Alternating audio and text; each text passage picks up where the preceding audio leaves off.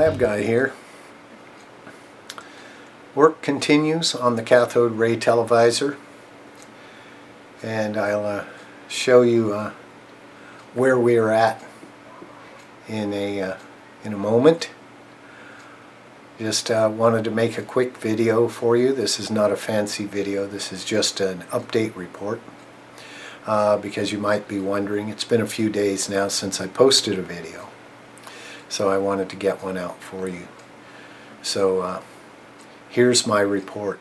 As you can see, the circuitry, the low voltage circuitry, has all been constructed and installed on the board. Testing began tonight.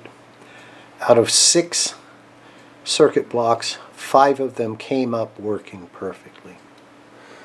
The one that's not working is the line oscillator, and it has a reset issue, and I also don't think it's running at the right frequency. I think the component values I calculated are incorrect, so I will look into that. But it's an issue with the reset pulse. I've designed the circuits so that when there's no video signal present, the 2 scanning oscillators right here and right here will continue to run without a video input. The frame oscillator works just fine. And the line oscillator, the reset pulse goes low when the video goes away. So I have to fix that so that removing video makes that reset line go high, not low. And I can fix it. It's a pretty straightforward fix. I'll AC couple the reset pulse to it and put a pull-up on the reset pin of the 555. That way, if the pulses stop, the reset signal stops, the pull-up resistor will just pull up the that side of the capacitor, and the chip will then be enabled, and it will oscillate on its own, and then I can see what frequency it's oscillating at and fix that. I could disconnect the line and pull it up manually and test it and then reconnect it, but I want it to default to running when there's no signal present. The termination switch works perfectly. The down position is 75 ohms, and the up position is 10k ohm impedance.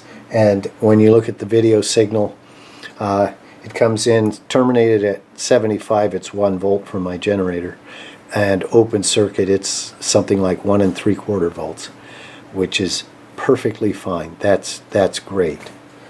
So yeah, making good progress. We're halfway there. What remains to be built is the audio amplifier, and a speaker will be installed. The horizontal and vertical high voltage scanning amplifiers, and a high voltage video amplifier for driving the grid of the tube, though I don't think I'm going to need more than a couple of dozen volts for that. But we have the facility to get it up to a 60 or 70 volt drive signal if necessary. So that's the current status of the cathode ray televisor tonight. There's the front of the board.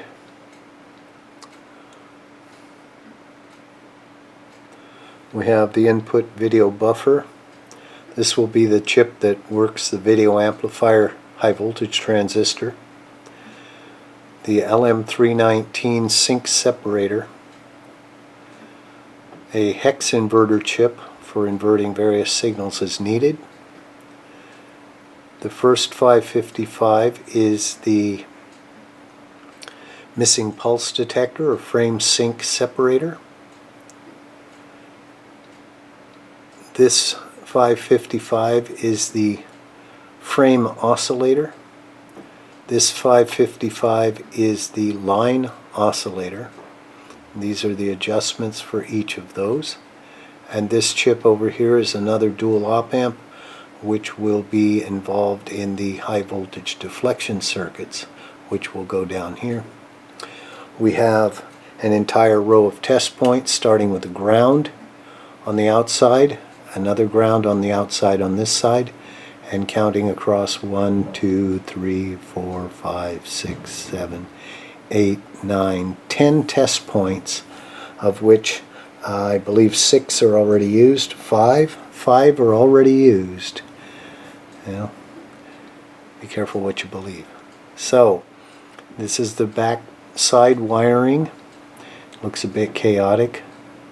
We'll look at that with the microscope when the time comes. And we'll get nice close-up looks of all of the surface mount components. Well, that was my report. That's the status of the cathode ray televisor. So until next time, Labguy out.